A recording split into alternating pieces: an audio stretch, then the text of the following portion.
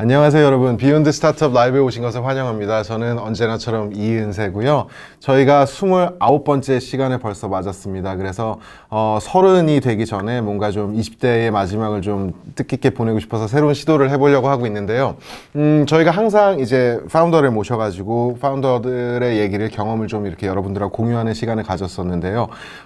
너무 좋은 포맷이라고 생각이 되지만 저희가 한 번은 우리 생태계 내에 너무 훌륭한 그런 사례들이 많이 있으니까 그거를 좀 해외에 있는 투자자들한테 알려드리고 또 그분들의 어떤 관심을 환기시키면 좋을 수 있을 것 같아서, 그래서 저희가 이번 순서를 마련했습니다. 그래서 항상 저희가 같이 진행하는 이한종 이사는 오늘 잠깐 일본에서 쉬고 있고요. 이사님 안녕하세요.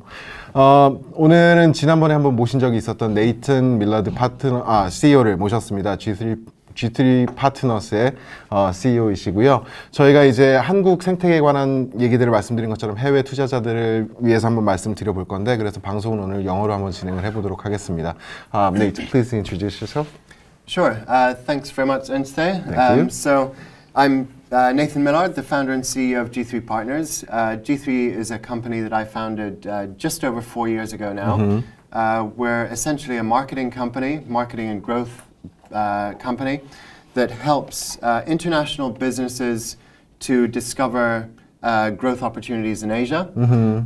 We're also working with a lot of Korean startups, helping them with their international growth, focused mainly on Southeast Asia, North America, and Western Europe. So Korean startup ecosystem has been growing, but I think for the past 4 years or 5, I think it has been really the impact-taking period. So from your perspective, you have been in the Korean startup ecosystem for long enough. So what's your take on it? Like, how are we doing? Yeah, you're absolutely right. I mean, I started working with startups here in Seoul back in 2012, which is actually when we met. Yes. Good times. Yeah, the growth of the ecosystem since that period has been, I would say, exponential. You're obviously seeing similar, cases around the world. There's obviously a growth of startups globally. I think specifically in Korea, though, looking back 6 or 7 years, there really wasn't much of an ecosystem at that point. True. And whereas if you fast forward to 2019. There's much more VC activity, including from overseas, and we'll talk about that later. There's a lot of accelerators doing great work in Korea. Yeah. You're seeing, I mean, one sign of success or activity certainly is the number of WeWorks in Seoul. They launched their first WeWork I think just 2 or 3 years ago, and there's now 12 in the city. Oh wow! Which is pretty incredible. It is. And you're also seeing maturity in other ways. I think the maturity, the experience level of founders is improving, increasing a lot, and you're seeing that in success cases that are emerging. Yes. So yeah, I think there's been fantastic growth, and I think that going forward, this will hopefully continue. So I mean, in terms of ecosystems growth, it's obvious that we now have a pretty strong ecosystem, and accordingly we have a very strong year in terms of VC activities in Korea. We had more than $3.2 billion poured into around 1,400 companies last year, so that was around 44% growth YOY. So it was actually an incredible year for everyone, including VCs and startup founders last year. So do you think, in terms of that growth in VC activities, do you have any take about like where should be going this year? Sure. So I mean, it's fantastic to see that kind of year-on-year growth, and I think those figures are that growth trajectory has been a recurring theme over the last few years as well. I think last year was a high point, and it looks like we'll see even a higher high point this year. Yes.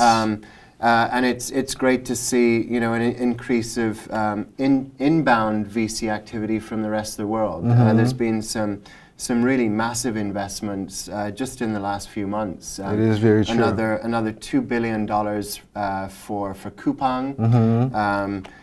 TOS towards the end of last year increased their valuation to over $1 billion. So it's great to see this activity. Right. And when you talk about the VC activities in Korea, you can't really miss out the government's role in forming funds and making investments in startup companies. And to play with that rhythm from inflow of overseas investors, Korean government is actually planning to pour another $8 billion as a fund of funds in VC funds this year, and they want to allocate up to 10% of that money for foreign VCs. So I think it's a great time to have an interest in Korean startup companies.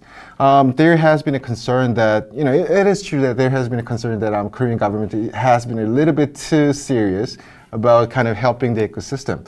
But I mean, me personally, I think it has been great. Do you have any take on that? Sure. So first of all, I think it's important to make clear that I think the Korean government has done a fantastic job over the last 6-7 years, I think really from the beginning of 2013, putting money into the ecosystem. I think there's been two clear benefits that the Korean ecosystem has found as a result of that. First of all, I think there's been a fairly big societal shift in the acceptance of entrepreneurship as a legitimate career choice for highly educated, smart Koreans. I think this is a great kind of step forward in Korean society, really recognizing entrepreneurship. True. As a viable career. I think the second thing is obviously the release of funding for early stage companies in particular. I think that many people, like you kind of alluded to, have suggested that the Korean government has maybe got a little bit too involved in the day-to-day operations of building the ecosystem. I think that ultimately it's entrepreneurs, it's the private sector that's going to see see the ecosystem really grow. I think it has to be powered by entrepreneurs, not necessarily by the government. So that would be one kind of small criticism, I guess. Right. And I think government has ears. So this year, I mean, historically, they've been poured up to, I would say, around 70% of the total VC investments in Korea from the Korea Fund of Funds. But this year, they decided to step back a little bit. So they are now starting to lowering their involvement in the fund formation. So which is obviously, they have ears. It's a great sign.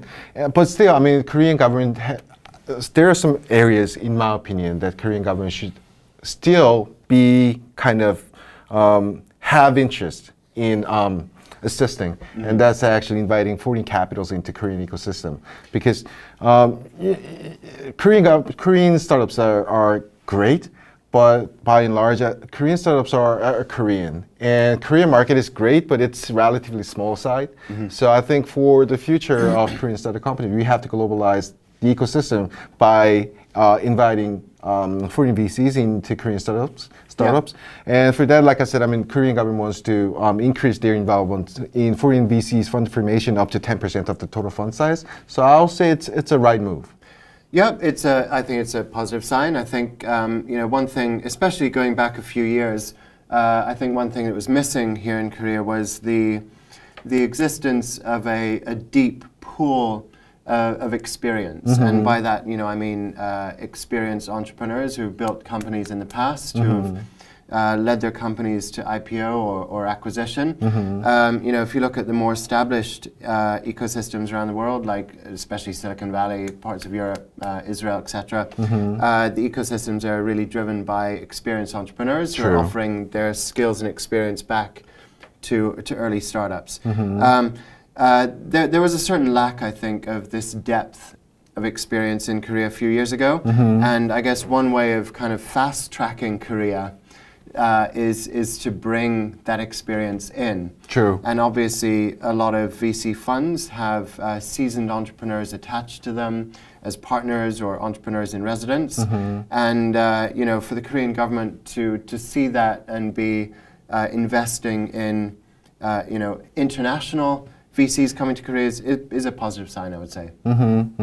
So, I mean, like you just said, Korean ecosystem has been growing. I mean, like 5-6 years ago, I would say that was kind of the birth moment of Korean ecosystem in a very early stage form. And now it's mature. It's not like fully matured, but obviously it's growing. It has been growing really, really nicely. And last year was a historically high year for VC-backed IPOs.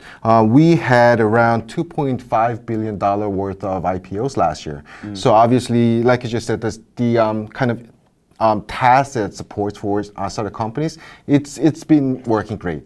So it was a great year last year, and hopefully we have a better year this year. Yeah. So, and it's good as well to see an increase in acquisitions as well. Some of the larger Korean conglomerates are beginning to acquire companies. I believe that at this point, probably Kakao is the most active acquirer of Korean startups. That's a good sign. So, you know, for the ecosystem to grow, entrepreneurs and VCs need exits, and we're beginning to see that now as well. True. So exit mode, I mean, it has been always a concern for everyone actually in the ecosystem. The Korea kind of lacked the exit mode, but last year was very strong in terms of both IPOs and M&A. Yeah. So positive signs. Yes, it's very positive. So we hope to see this year again.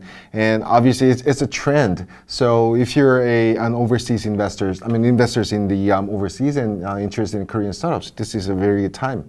And obviously we have a very interesting program too called TIPS. So, and you are actually a partner of TIPS? No, we're not. We're not. We're not a partner of TIPS. We have worked with official partners of TIPS, of course.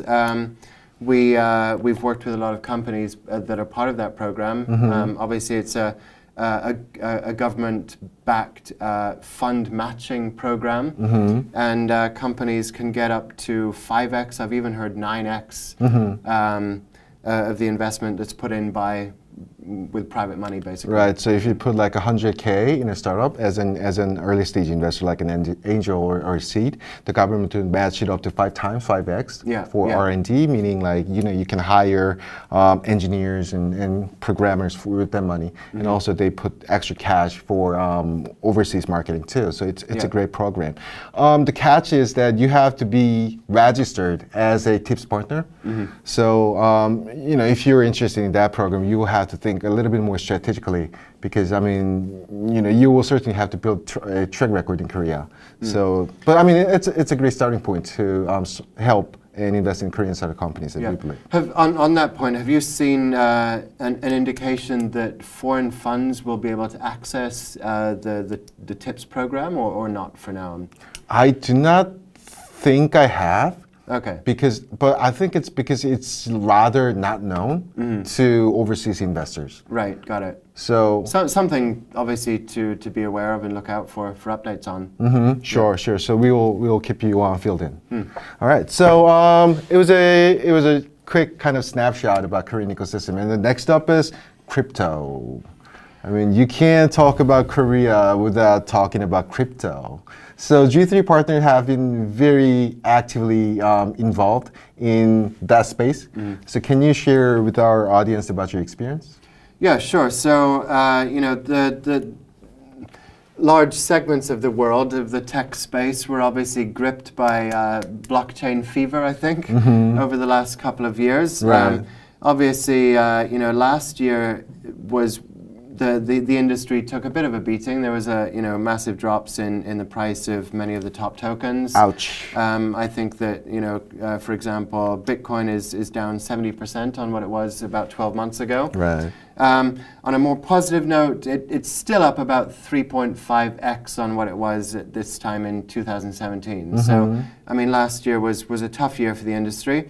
But there's some positive signs that things will begin to stabilize in this year, and I think what we're really looking for is some true use cases of blockchain technology and cryptocurrencies in the real world. I think that that's obviously what investors are looking for. It's what the media is looking for. And you know, a lot of the companies that raised huge ICOs or lots of money through ICOs in the last couple of years, that's what they're working hard towards. And we'll be speaking with an entrepreneur who's doing exactly that a little bit later on. Right, right. Yeah, so Korea and crypto, there's been a very close relationship between Korea and the crypto economy. Korean investors and even the general public got really quite involved from a fairly early stage. Even at this time, around 30% of Korean white-collar workers have actually purchased cryptocurrencies in some form. So, you know, beyond just the tech sector, the general public in Korea have become really quite excited about cryptocurrencies, especially. Yes. And I understand that around 30% of today's trading volume of crypto touches Korea in one form or another, which again, you know, these are two pretty hard statistics that demonstrate that Korea is really a very important market for the industry. And I'm sure that we'll see that continue into the future. Sure. And I think we'll deep dive more into the market situation. But one thing I'm curious about, because you're an expert in this space, I don't think it's an official term, but there's something called kimchi premium. If you know what it is, kimchi premium is, please explain. The kimchi premium. So we'll be speaking to Jiho a little bit later on, and he can also give his take on that. It's something that he was involved in a little bit earlier on. But the kimchi premium basically means that the price of many cryptocurrencies was around 10 to 15% higher than you know, on Korean exchanges than other exchanges around the world. Now this is it's a real phenomenon. Some people thought that it was price manipulation from Chinese gangs. Apparently that is not the case. But it's one of the, you know, it's obviously a major inefficiency in the industry, and it was hurting Korean investors quite a lot. So it's again one of the things that Jiho and his company are trying to address quite directly to balance the situation across, you know, between Korea and the rest of the world. Right. So as a result of the kimchi premium, for example, the price of Bitcoin was around 20K in other exchanges, but in Korea it was around like 25. No, so the top price of Bitcoin globally at any point was the highest in Korea. Okay. And that was, it came close or even just slightly tipped beyond $20,000. Okay. I think the top price of Bitcoin in the US was around 17K. So yeah, it demonstrates that the higher price of many cryptos in Korea. Right, right. So, I mean, obviously, when market fluctuates that much, I mean, everybody kind of had to pay attention, have to pay attention, and that everybody includes like the government and the regulatory agencies. And because of that, a lot of, you know, factors kind of have to stake in the phenomena. We had a huge dip last year. So what's your take on it? Can we have the rebound anytime soon, or how long do you think it'll take to rebound? It's hard to say. I think a lot of people are equating the situation with cryptocurrencies last year back to the original .com boom, and it really took around 5 years for the industry to recover back to the same level of its early peak. True. And I mean, obviously, a lot of people in the industry are hoping they won't have to wait 5 years. But I think it could take some time. Okay. And I think the top prices of Bitcoin, you know, coming up close to $20,000 per Bitcoin was probably inflated. It probably was a bubble. It was probably too high. So I don't think we'll see, you know, the price of Bitcoin reach that level at any point in the very near future. It's maybe a question we can pose to Jiho as well. Right. Yeah, I think that on the regulatory side, there were hopes that the Korean government would move faster than it really has. The Korean government gave itself a deadline of last November to come out with clear regulation on ICOs and crypto investment and other you know, issues that affect the industry. Unfortunately, those deadlines came and went, so we're still waiting for clear guidelines from the government. But by the same token, we're still waiting for clear guidelines from the US government, the Japanese government, and others around the world. So hopefully some of that regulatory uncertainty will be clarified this year, which will certainly help the whole industry move forward. So, I mean, having a proper guideline, like you just put, I think that's what everybody wants and everybody needs, because once we have the guideline, then we can play our games. And again, it's great the Korean government have ears, and now they're listening to it. And we don't have the deadline for the guideline to come out, but still they have the they have the notion, and they know where they should be going. So I think it's a great day. Yeah, obviously some in the industry would say that the ethos behind blockchain is that it should be deregulated and decentralized.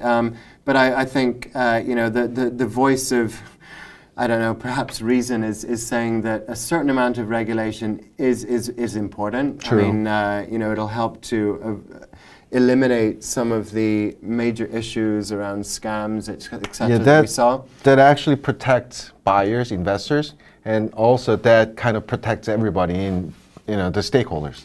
I think critically as well, government regulation will actually open up the market to, for example, major financial institutions who are simply unable to enter the space at this time. It's simply too risky. True. With a certain amount of regulation, I think it could open the industry to large companies, and also make the industry more mainstream, more approachable for the general public around the world. Yes, for everyone.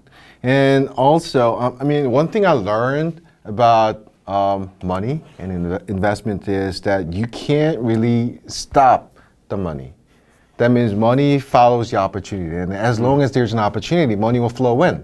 And you can't, once you try to control it, I mean, you just can't do it. And in terms of ICOs, I mean, ICO has been very strong, but now we're seeing another kind of type of coin offering, and that's called SEO. So can you give us a little background on that? SEO? SEO, stable coin offering. Stable coin offering. Yes. So Jiho will be here in a few minutes, I guess, to talk specifically about what he's doing with his company and with KRWB. They are launching their coin, their token in the next few days.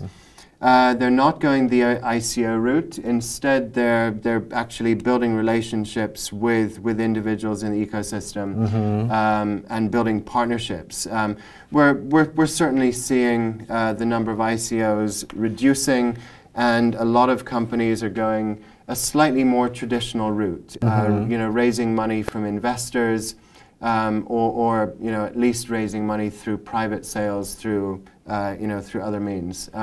I think the ICO boom is perhaps kind of over for now, and we're seeing a return to more traditional forms of raising money for new projects. Or stable kind of form. Yeah.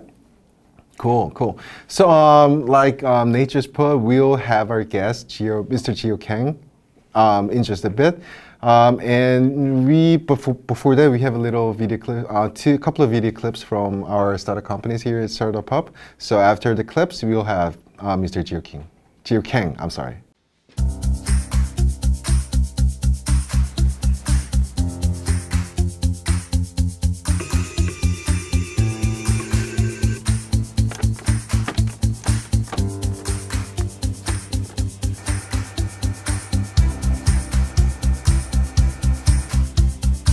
(29) (74) (16) (12) (8)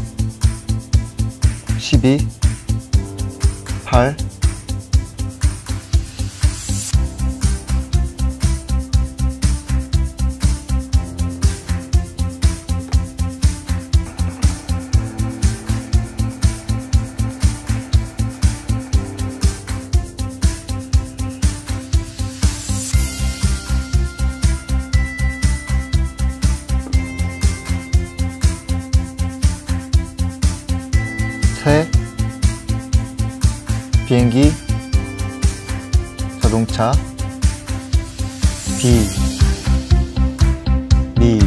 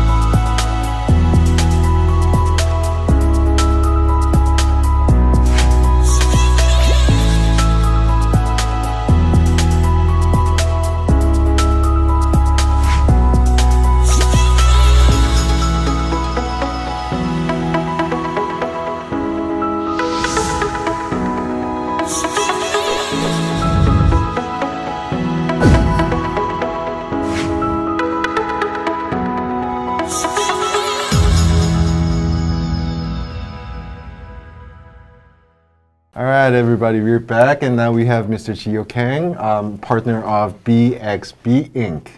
And Nate actually has been working with BXB Inc. So can you give us a little background of the company? Yeah, absolutely. So I first started working with BXB just 3 weeks ago. It's been a pretty intense 3 weeks getting to know a lot more about their industry and their company specifically. BXB is for entrepreneurs who have been very deeply involved in the blockchain and crypto space for quite a while.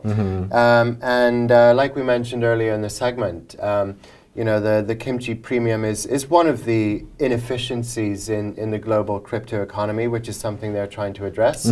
And they will be launching their own Korea won-backed stablecoin in the next few days. Now they've been they've made me aware of the fact that the term stablecoin is actually something of a misnomer, in that while a stablecoin is pegged to an asset, and you know the intention obviously is that it remains stable against that particular asset. Right.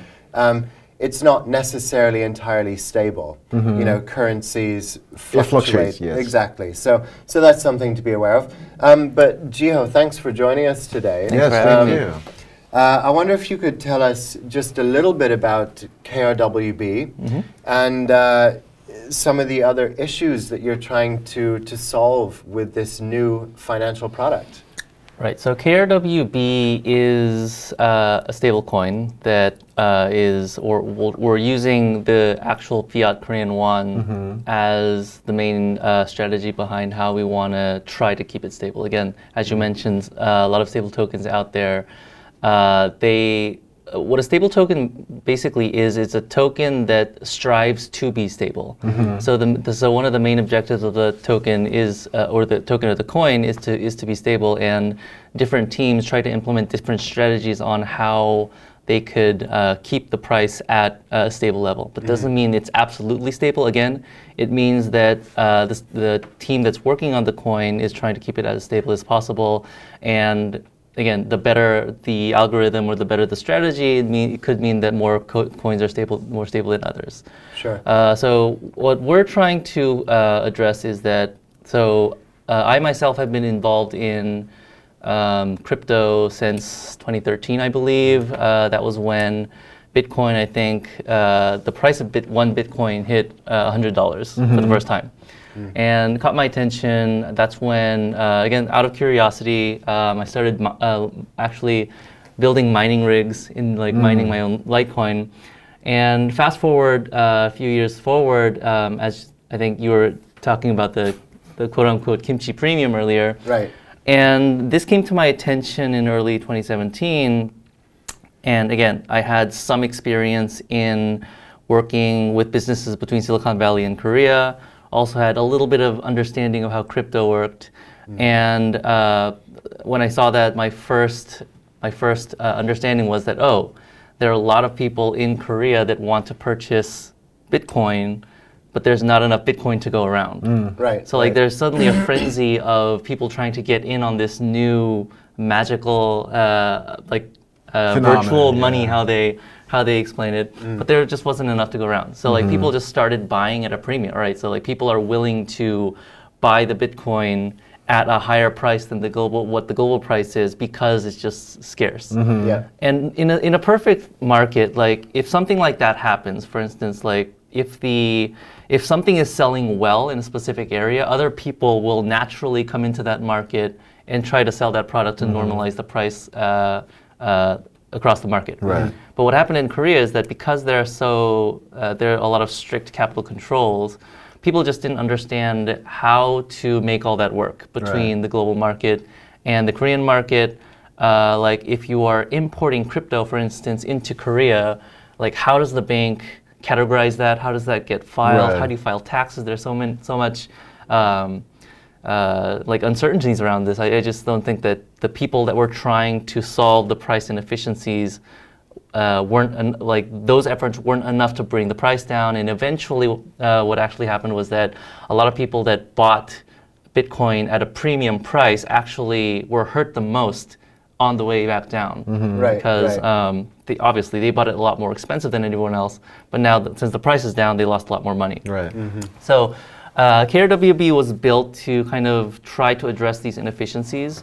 We didn't want to peg it to any foreign currency because we wanted to, at least starting off, we wanted to address a problem that was specific to Korea.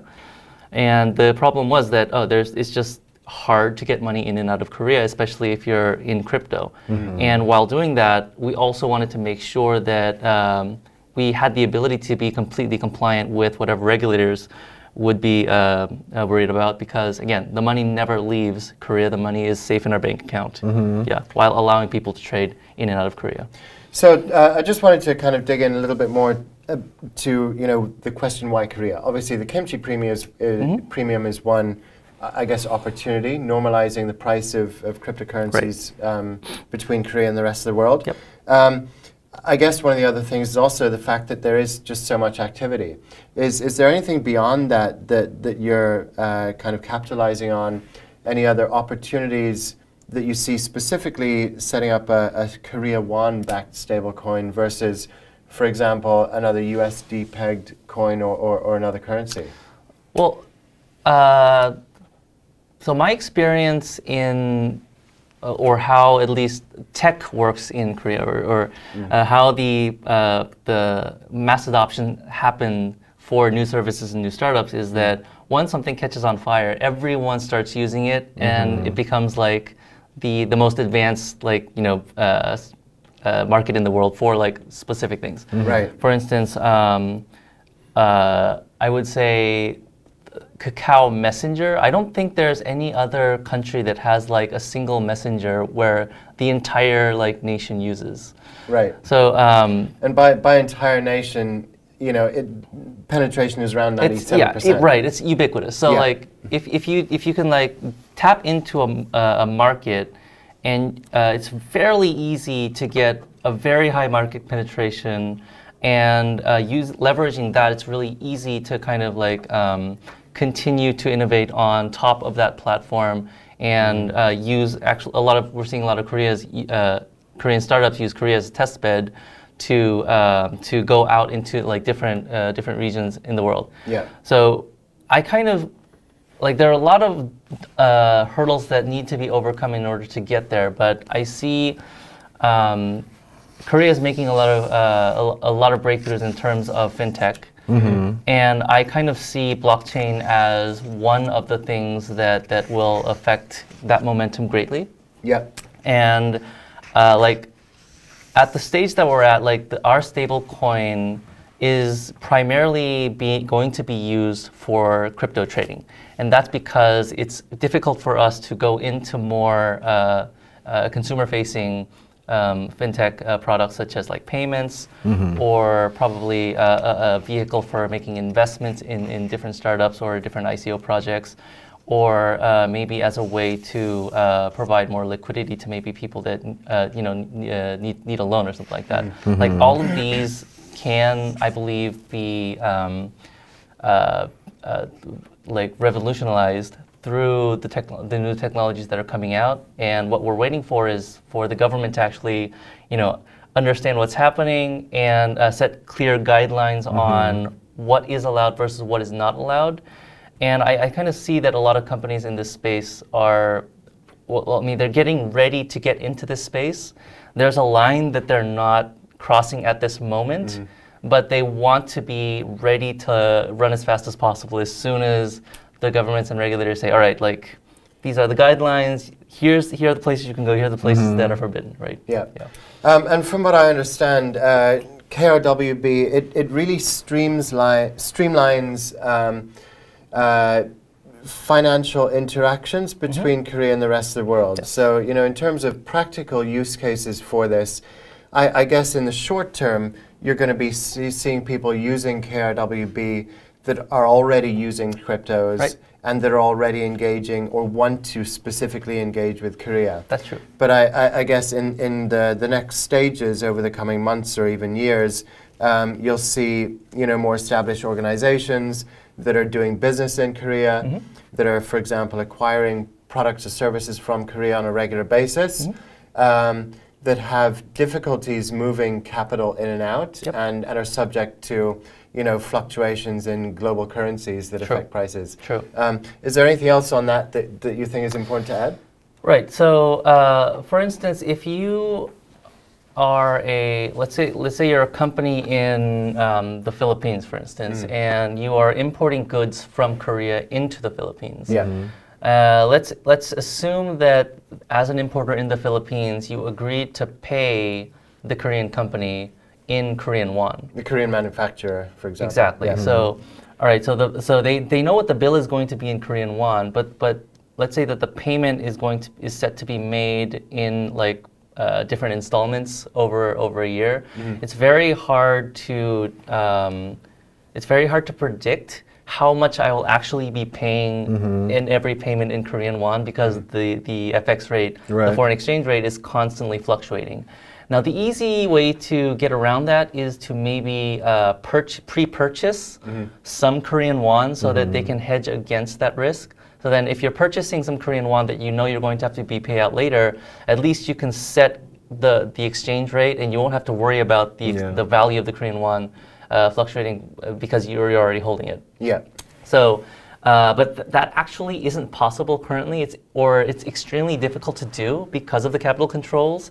It's very difficult for foreign entities or foreign banks to be able to hold large quantities of Korean currency. Yeah. And the current only way that these other companies, these foreign companies, are getting around this is using a financial product known as the NDF, which is short for non-deliverable forward.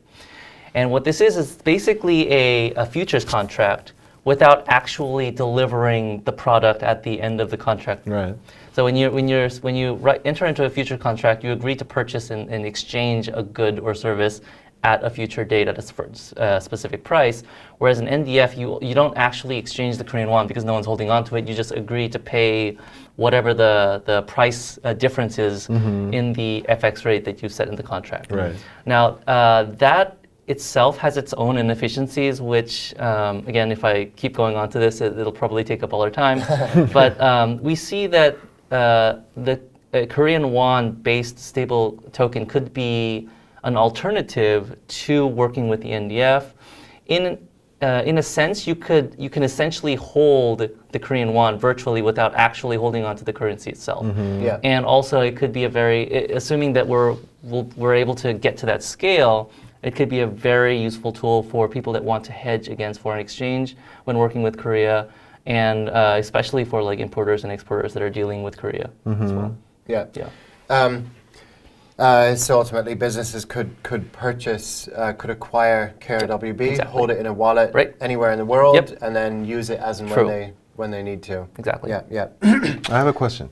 So it's not like criticism, but one concern I have, and I still have, about Bitcoin is that the total volume of Bitcoin, even at this highest point, it can't cover the whole transaction volume in the world. So, I mean, for KRWB, I think it's a little bit different because it's geared toward like transaction between Korea and the overseas entities. Yes. So, what's your kind of target volume in terms of your total token generation? Can is it sufficient amount, the volume to cover the total transaction, or you're more kind of keen to cover a certain kind of industry or transaction type? So just because it's a Korean won pegged stable token, I don't think the only use case would be something in Korea. For instance, there are a lot of the stable coin projects that are backed by a fiat currency are backed by the US dollar. Right. And there are several different stable coins that are backed by the US dollar.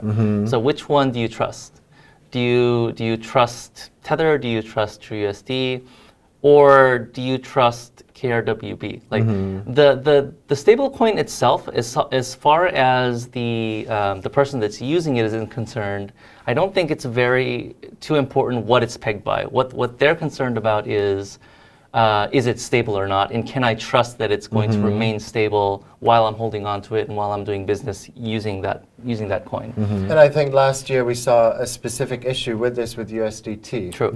With Tether, whereby there were pretty clear signs that it wasn't actually pegged to the US dollar. Exactly. Yeah. Yeah. So there was a trust issue where people started to lose trust in Tether, and when you lose trust in Tether, people start to sell it at a rate that's cheaper than the peg, which means that okay, I'm willing to take the loss because I don't Something's trust better it than anymore. nothing. Exactly. Yeah.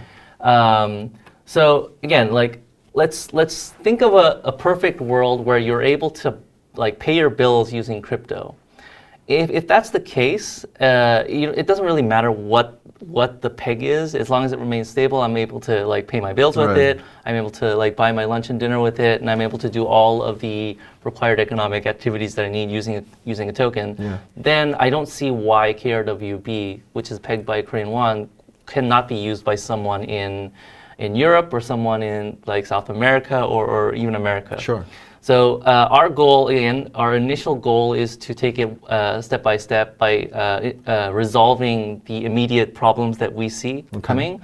But in the grand scheme of things, I think once, again, this is being me very hopeful, when blockchain truly goes mainstream and it more or less is able to fuse with the existing institutional like financial frameworks, then the sky's the limit for us, I guess. I mean, the max amount of tokens that we can theoretically mint is only capped by the 64-bit integer, I think. So there's a lot of stuff that we can still do before then. Okay. You mentioned kind of trust, and I know you've really addressed that at KRWB. What are the key features of building trust from your perspective, and how are you addressing those? Well, I think it's how you build trust is it's all around how transparent you are. I think Tether ran into an issue where no one really, they weren't releasing the audit reports that they had promised, and the audit reports themselves, people that have, people that would take a look at it and like, this doesn't really mean anything.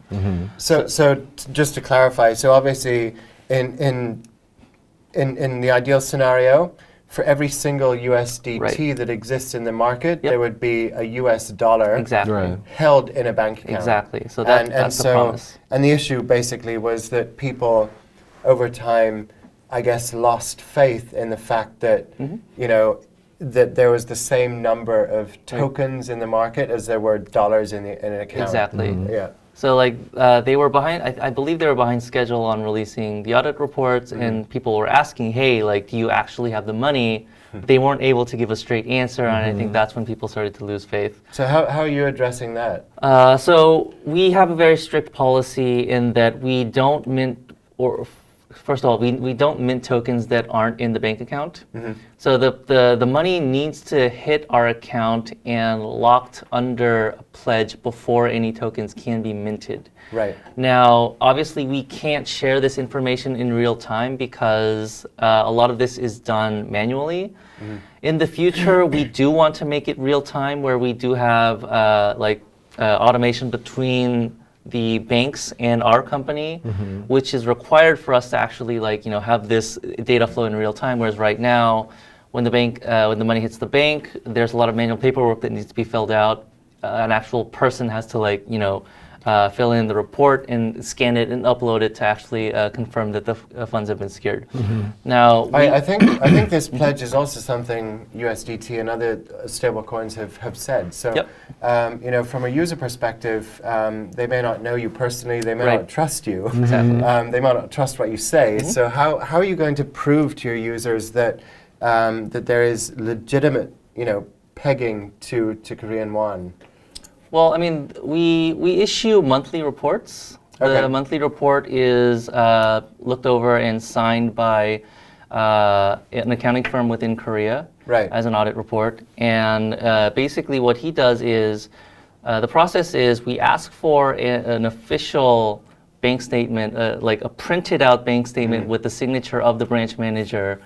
And we take that to the accountant, take that to our accounting firm. He looks at that. He looks at the how many tokens that are actually minted on the blockchain, and he writes a report on the date saying that okay, the funds in the account match or exceed whatever coins have actually been minted, and that gets posted every month.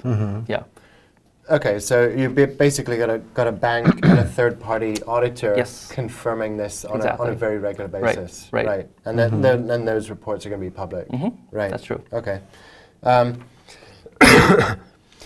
So blockchain obviously, like I mentioned before, took a bit of a battering in last year. What do you see as the future, of blockchain, crypto? Maybe not just from a BXB perspective, but over the next year, and especially for Korea, what are the opportunities coming up? So before the internet, information flow was controlled by mass media, centralized, like big companies. Right. The internet allowed anyone to just have their voice heard. They were allowed to build their own websites. Right now, thanks to YouTube, people are able to become their own private broadcast. Right. I think that, or at least I hope that the same is going to happen for the finance sector. So finance used to be, just as the flow of information used to be owned by a very few, very large, powerful mass media companies. Right now, finance, the movement of money in how we exchange value is owned by a very few large, powerful financial institutions. And I don't think that blockchain will get rid of them completely. I mean, the internet, we have the internet, but we still have CNN, right? Just about. Barely. Again, I don't think they're going to completely replace the status quo. However, I do believe that it will, force the status quo to open up more, and it will also allow aspiring startups or, just a student at home, they would be able to create various different projects that could benefit, the whole, because they have access to these tools. If I want to create and test a new financial product, if I want to, I don't know, figure out new efficient ways of people, paying for something, or possibly, creating financial products that would help people, hold on to their money in the long run. These are all things that, again, are all done by very few and a very few select, companies. But I kind of think that a lot of that will open up to the public, and we'll see a lot more innovative products coming out of the space. It seems like there's an opportunity for much more stability in the global economy, perhaps with cryptocurrencies as well. I know I was speaking with Alex, one of your partners, about how, for example, individuals or businesses in markets where the national currency is extremely volatile, like Zimbabwe, for example, could transfer their wealth, their individual wealth, to cryptocurrency to stabilize it and protect themselves. Yeah, I mean the currency of any nation is only as good as the government, Right? because again, like the U.S. dollar, the Korean won, it's all just a piece of paper, and the only value that it actually holds is that the government is willing to back it. And if the government isn't doing a good job of maintaining the stability of their own currency, just as a lot of different stable token companies are trying to maintain the stability of their tokens or coins, you can see like hyperinflation, you can see high volatility of the currency itself. So, I mean, yes, if the government isn't doing a good job or is unable to keep the price of their currency stable, and it's very hard for people to use it, it's not very good for the government either, the government economy either. So if governments of emerging countries just decide, okay, we're not doing a very good job of keeping our currency stable, or we lack the resources to kind of defend our currency against like foreign entities that might want to take advantage of that situation, then I don't see why a government might want to launch their own stable token on the blockchain, or bring in different private companies to maybe contract out some of this stuff that the problems that they're actually having to help solve the problem. Yeah. And where do you see Korea? I guess both as a market for crypto, pushing it forward, but also, as a driver of the technology behind it, over the next year or so. Sorry, could you restate the question? Yeah. So, where do you see Korea developing? As at the moment, we've I think agreed that Korea is a very important market for blockchain and cryptocurrency.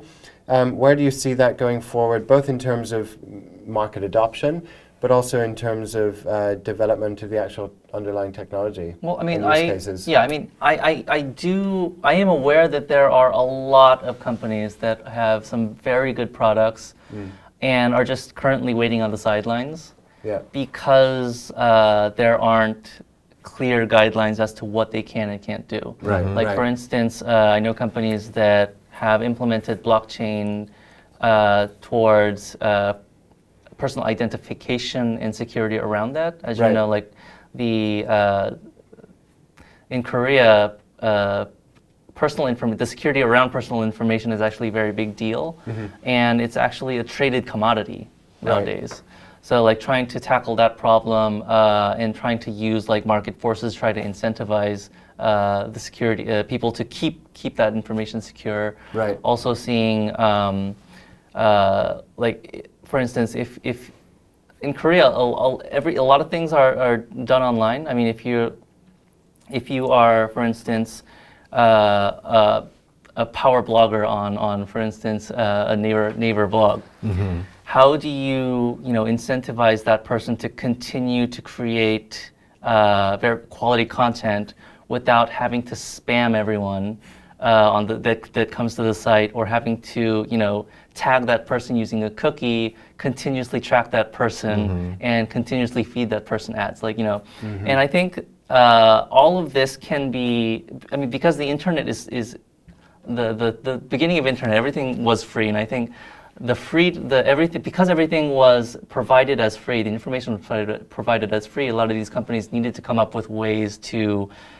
profit off of that. And like we've seen with Facebook, they've been doing some very questionable, running some very questionable ad campaigns where people didn't really feel their privacy was being protected. Right. Well, I think there are different ways to incentivize people to continue to provide quality content and quality information online, and I think blockchain could be one of them.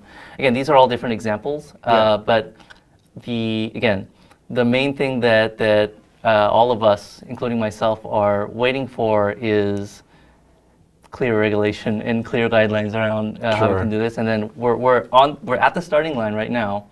And as soon as like they pull the trigger, everyone's just going to go dashing out. And I think again, because Korea is very good at adopting like good products, I think we could see some very interesting innovation coming on.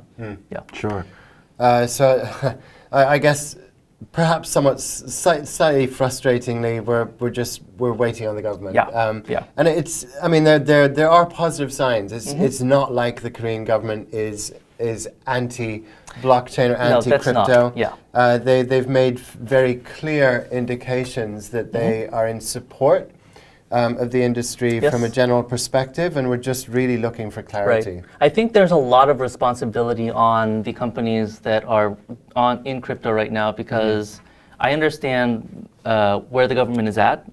They're basically giving us a little bit of leeway.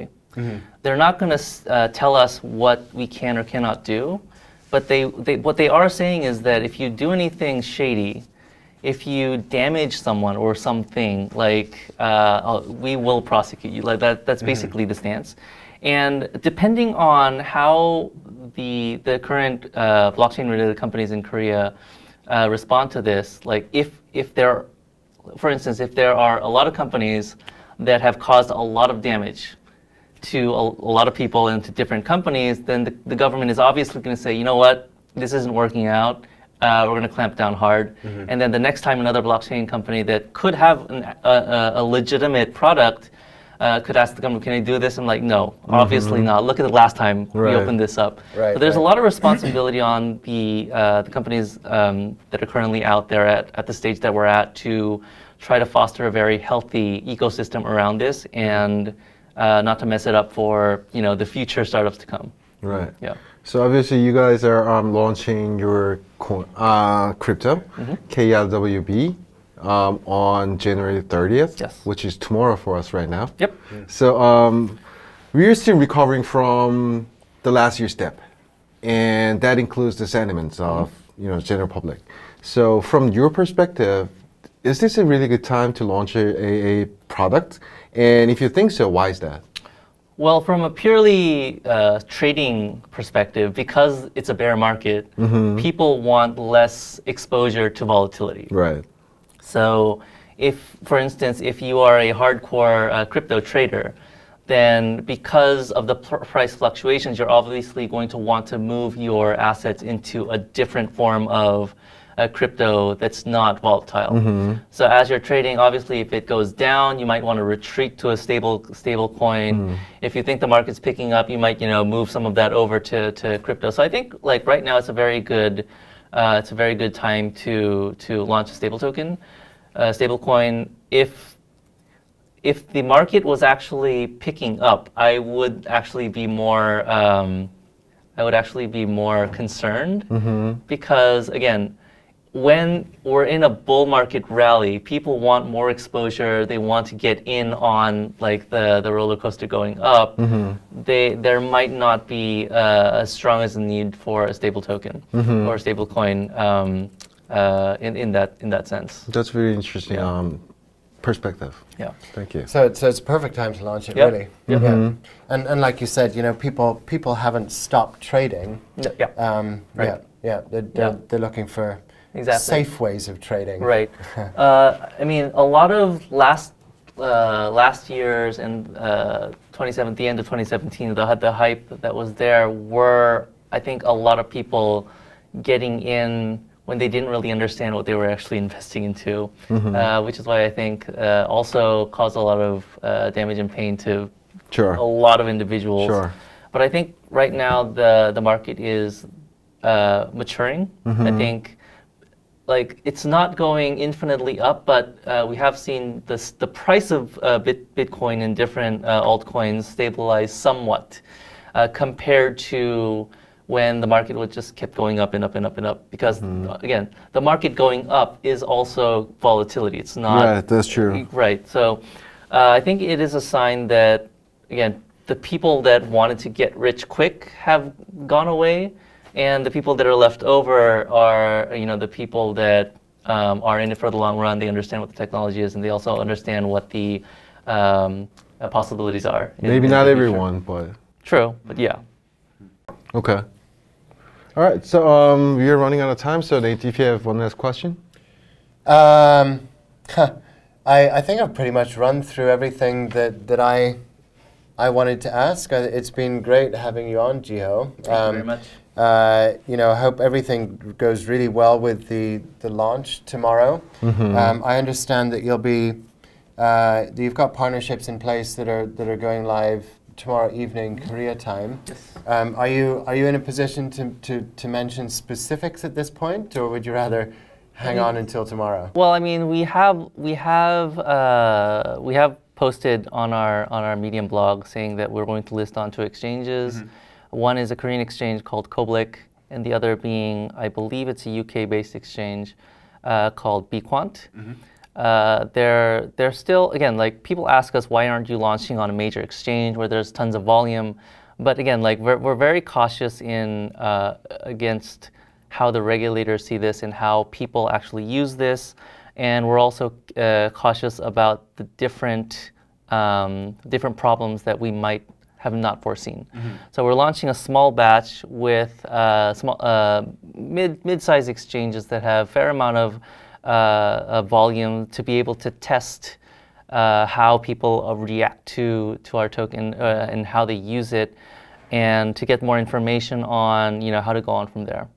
So again, we're taking it step by step, but eventually we hope to get to the ubiquitous stablecoin that everyone uses and loves in blockchain. Cool. And obviously people can find out more information at krwb.io. True. Where there's also links through to the Medium blogs that you mentioned, Exactly, I think. yes. Yeah. All right, thank you for being with us today. Thank you very much for having me. That's great, thank you. Thank you. Thank you. Thank you. All right, so that was it for our first test flight with Mr. Nathan Miller and me, Unse. And if you guys like what we just did, please subscribe and leave a comment if you have any questions or suggestions. And I'll see you next week. Thank you. Thank Bye-bye. you. Bye-bye.